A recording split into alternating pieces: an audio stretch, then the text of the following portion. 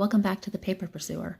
The first two videos I posted for the episode 1182, they were considerably longer than I expected, so I broke them up into two videos. This video is going to have several articles back to back because they are considerably shorter, so let's get started. The first one is on the Washington Examiner. Prosecutor John Durham examining interagency turf war over Obama emails hacked by Russia. Report by Jerry Dunleavy, February 16, 2020. Federal prosecutor John Durham is scrutinizing the intelligence community's interagency turf war over viewing secretive foreign intelligence and the government restricting access to President Barack Obama's emails that were hacked by Russians but obtained by a foreign ally, sources claimed. Durham, selected by Attorney General William Barr last year to lead the Justice Department's inquiry into the origins of the Trump-Russia investigation and the conduct of the U.S. government in dealing with the Kremlin's interference, apparently is focused on at least two clashes over sensitive information, according to sources cited by the New York Times. The first internal Obama administration squabble, described by the article in vague terms, related to restrictions placed upon yet unknown foreign intelligence by one intelligence agency speculated to be the CIA, directed by John Brennan. Other agencies, speculated to include the National Security Agency, wanted access to the material. One source suggested that the CIA wanted to mask American identities in the dataset before allowing the NSA to view it. The second squabble was about the White House preventing the FBI from viewing U.S. emails hacked by the Russians but obtained, copied, and given to the United States by an unnamed foreign intelligence service. The Russians had hacked the Obama White House and State Department, as well as Congress, in 2014, and the FBI wanted to examine the reproduced emails to understand the Russian active measures campaign in 2016. But an index of the messages compiled by the unnamed foreign ally showed that they included emails from President Barack Obama, as well as members of Congress, the New York Times reported. Mr. Obama's White House counsel, W. Neil Eggleston, decided that investigators should not open the drives, citing executive privilege and the possibility of a separation of powers uproar if the FBI sifted through lawmakers' private messages. The analysts could have been engaged in standard bureaucratic behavior, like obeying the filtering process or hoarding sensitive information, or perhaps they were trying to cover something up, the New York Times wrote. The hack was carried out by a Russian group known as Cozy Bear, the same group that analysts believe hacked the Democratic National Committee as well. The Washington Post reported in 2017 that the NSA was alerted to the compromises by a Western intelligence agency, and that the ally had managed to hack not only the Russians' computers, but also the surveillance cameras inside their workspace, according to the former officials. The officials said the foreign ally monitored the hackers as they maneuvered inside the U.S. systems and as they walked in and out of the workspace, and were able to see faces. The foreign intelligence now being scrutinized by Durham likely came from the Netherlands.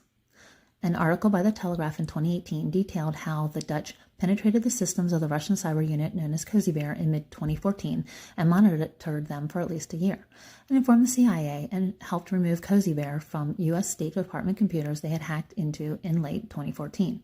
While they also monitored the Russian hackers as they tried to undermine unclassified computer systems in Congress and the White House.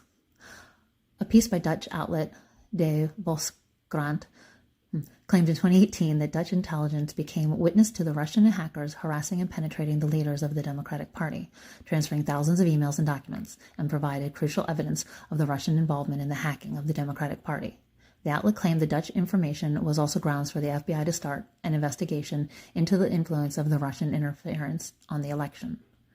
Durham asked questions that appear aimed at understanding how analysts reached their conclusion and who drove that process, and whether and how information from foreign governments or the CIA played any role in stoking suspicions at the FBI about Trump campaign links to Russia, sources cited by the New York Times said.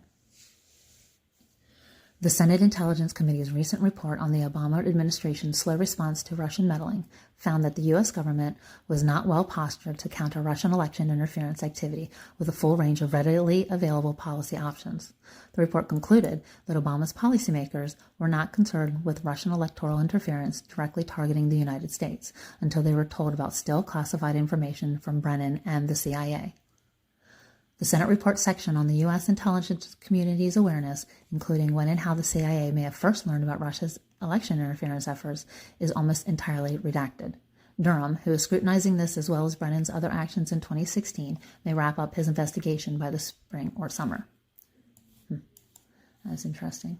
So that was on the Washington Examiner. And then I'm going to go to the next article about Biden finally admits he and Obama put kids in cages, but only to keep them safe, by Matt Margols, February 15th, 2020. And this is on PJ Media. During the Democratic primary debate in September, Joe Biden, when asked by Univision's Jorge Ramos why Latinos should trust him, replied, "What Latinos should look at is comparing Trump to Obama is outrageous. Number one, we didn't lock up people in cages. We didn't separate families. We didn't do all of those things." It was a complete lie, but none of the moderators called him out on it. No one in the media dared point out that it was the Obama-Biden administration that actually built the cages because they wanted to blame it all on Trump. But on Friday, Jorge Ramos finally called Biden out on a new interview. At the debate in Houston, "You said that during the Obama-Biden administration, we didn't lock people in cages, but you actually did," he told the former vice president, showing him a picture to prove it. Suddenly, being faced with evidence of lie, Biden immediately started rationalizing. "What happened was all the unaccompanied children were coming across the border," he said. "We tried to get them out.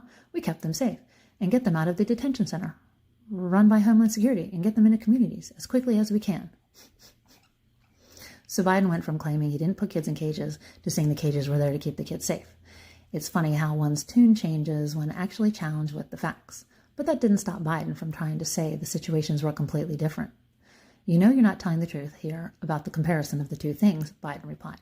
"Look how quickly we got them out and got them back to families. Look at how we sought the relatives here. We sought to get them into safe communities. We sought to get them out of the control of Homeland Security to get them safe." Get them safe? The Washington Post. "The Obama administration failed to protect thousands of Central American children who have flooded across the U.S. border since 2011, leaving them vulnerable to traffickers and to abuses at the hands of government-approved caretakers.